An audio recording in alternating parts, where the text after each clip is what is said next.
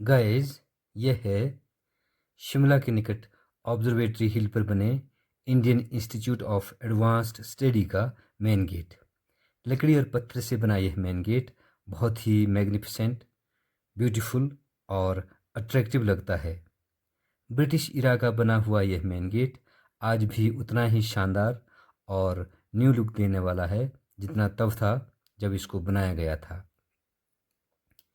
Gate के right side से summer हिल की तरफ जाने वाला रास्ता है और गेट के ठीक सामने काफ़ी बड़ी पार्किंग है जहां बहुत सी टैक्सीज और पर्सनल व्हीकल्स पार्क की जा सकती हैं। यहां से ई रिक्शा लेकर या पैदल भी एडवांस्ड स्टडी को जाया जा सकता है।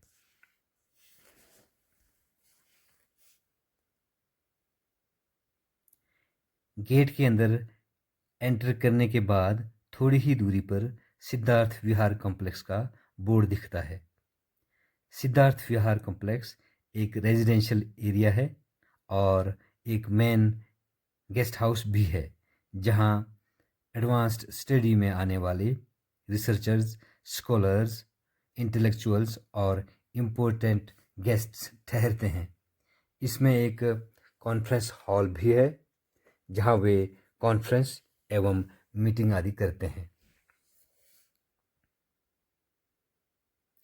एडवांस्ड स्टडी के निकट पहुंचने पर लेफ्ट साइड को हमें यह बिल्डिंग देखने को मिलती है।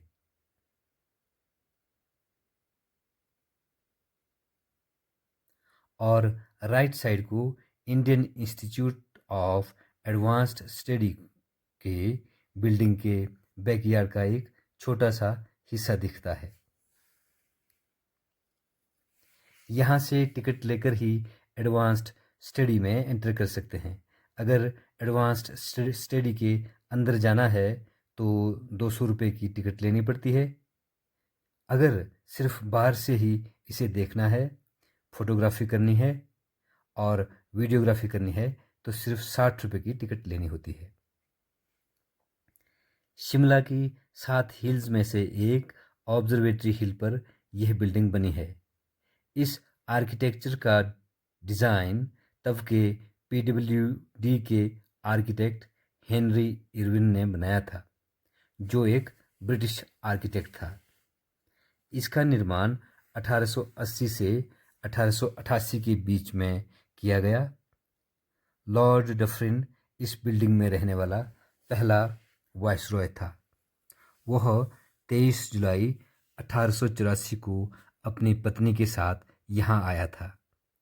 इस बिल्डिंग का नाम वाइस रीगल लॉज रखा गया। शिमला सिटी का यह पहला भवन है जिसमें 1880 में ही बिजली पहुंची थी। 1884 से 1947 तक सभी वाइसरॉयज समर में यहीं से अपना शासन चलाते थे। मेन एंट्रेंस के पोर्च के ऊपर डिज़ाइन औपनिवेशिक वास्तुकला का उत्कृष्ट नमूना है। इस पर ब्रिटिश शाही परिवार या वायसराय का शाही प्रतीक पत्थर पर उकेरा गया है, जो इस इमारत के शाही महत्व को दर्शाता है। पोर्च के ऊपर आर्किटेक्ट हेनरी इरविन और दूसरे इंजीनियर्स का नाम लिखा गया है। पोर्च के सामने जितने भी पिलर्स हैं ये सभी पत्थर के बने हैं। इनमें सीमेंट और लोहे का बिल्कुल भी इस्तेमाल नहीं किया गया है। पोर्च एवं पूरी बिल्डिंग स्कॉटिश बेरोनियल स्टाइल से बनी है। इस इमारत के सामने ऊंचे ऊंचे पेड़ और एक बहुत बड़ी लॉन इस इमारत की सुंदरता में चार चांद लगा देते हैं। किसी भी पर्यटक को या किसी व्यक्ति को इस लॉन पर चलना मना है। कोई भी व्यक्ति इस पर नहीं चल सकता। यह बिल्डिंग यूरोपियन कैसल से इन्फ्लुएंस्ड आर्किटेक्चर का एक बेहतरीन और शानदार उदाहरण है। इसके निर्माण में मुख्य रूप से लाइट ब्लूइश ग्रे स्टोन्स का इस्तेमाल हुआ है। इस ऐतिहासिक भवन में बहुत ही महत्वपूर्ण बैठकें आयोजित की गई, बहुत सम्मेलन हुए जिनमें बहुत महत्वपूर्ण योजनाएं बनी और बहुत महत्वपूर्ण डिसीजन आदि भी लिए गए।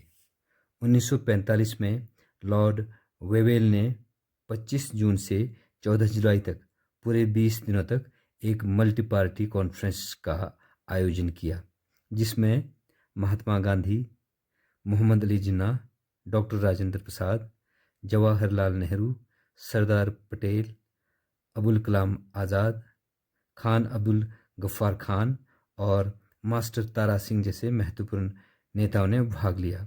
यहीं से भारत के पार्टीशन का चैप्टर लिखा गया। इस मल्टी पार्टी कॉन्फ्रेंस को शिमला कॉन्फ्रेंस या शिमला सम्मेलन के नाम से जाना जाता है। 1947 में लॉर्ड माउंटबेटन ने जवाहरलाल नेहरू, वीपी मेनन, मोहम्मद अली जिन्ना और दूसरे लीडर्स के साथ मिलकर भारत के पार्टीशन का प्लान तैयार किया, जिसे प्लान बाल्कन कहा जाता है। यही प्लान बाल्कन भारत के पार्टीशन का आधार बना। सर सिरिल रेडक्लिफ ने भारत और पाकिस्तान के बीच की सीमा रेखा का नक्शा भी इसी बिल्डिंग में बैठकर बनाया, जिसे रेडक्लिफ लाइन कहा जाता है। 1947 से 1964 तक यह भारत के राष्ट्रपति का ग्रीष्मकालीन आवास रहा और इसे राष्ट्रपति निवास कहा जाने लगा। 20 अक्टूबर 1965 के बाद इसे Indian institute of advanced study में परिवर्तित कर दिया गया।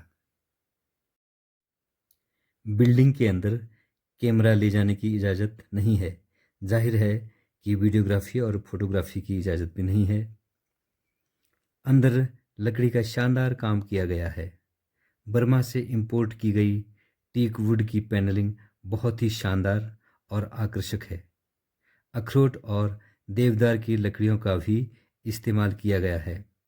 मेन हॉल में रखा गया राउंड टेबल, जिसके चारों तरफ बैठकर लीडर्स देश के लिए प्लान्स और पॉलिसीज बनाते थे, आज भी वैसे का वैसा ही रखा गया है, जिसे छूना बिल्कुल मना है।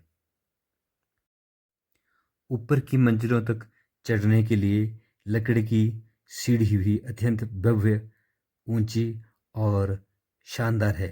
इस सीढ़ी पर नक्काशी का काम बहुत ही खूबसूरती से किया गया है। Indian institute of advanced study की इमारत में एक बड़ी लाइब्रेरी भी है, जिसमें 1.5 लाख से अधिक बुक्स रखी गई हैं। ये ऊंचे और सदाबहार पेड़, ये शानदार लॉन और इमारत की दीवारें गवाह हैं उन ऐतिहासिक मुलाकातों की, सम्मेलनों की, जिन्होंने भारत की किस्मत बदली। शिमला कॉन्फ्रेंस हो या विभाजन की लकीरें खींचने वाली मीटिंग, इस भवन में लिए गए फैसलों ने भारत के इतिहास का रुख ही बदल दिया। लेकिन आज यह केवल एक स्मारक नहीं है। यहाँ सत्ता की राजनीति नहीं, बल्कि ज्ञान की साधना होती है। यहाँ दुनिया भर के विद्वान मानवता, दर्शन और समाज के गहरे रहस्यों को सुलझाते हैं। निष्कर्ष में कहा जा सकता है कि पूर्व का वाइस रिगल लॉज, फिर राष्ट्रपति निवास और अब Indian institute of advanced study British काल का एक अत्यंत ही खूबसूरत और भव्य बिल्डिंग है, जो हमें याद दिलाता है कि गुलाम भारत के लाचार, गरीब और असहाय जनता पर शासन करने वाले विदेशी शासक किस शान शौकत से रहा करते थे।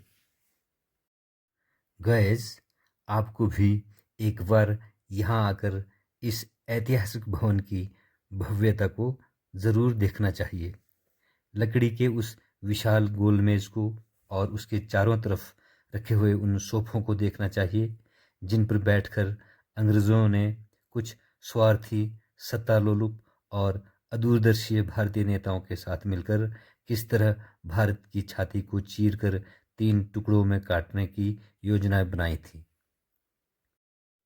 भले ही आज देश और दुनिया से हजारों नहीं बल्कि लाखों की संख्या में लोग इसे देखने आते हैं और इसकी भव्यता, कला कुशलता, इसका आर्किटेक्चर और इंजीनियरिंग को देखकर इसकी वाहवाही करते हों, परंतु वे इस बात को नज़रअंदाज कर देते हैं कि ब्रिटिश पार्लियामेंट के बाद यही वाइसरीगल लॉज था जहां पर भारत के विभाजन के दुस्वप्न को साकार रूप दिया गया। गाइस, आपको यह वीडियो कैसे लगी मुझे कमेंट में ज़रूर बताना। अगर पसंद आई हो तो ज़रूर लाइक करना और मेरे चैनल को सब्सक्राइब करना। Thank you very much.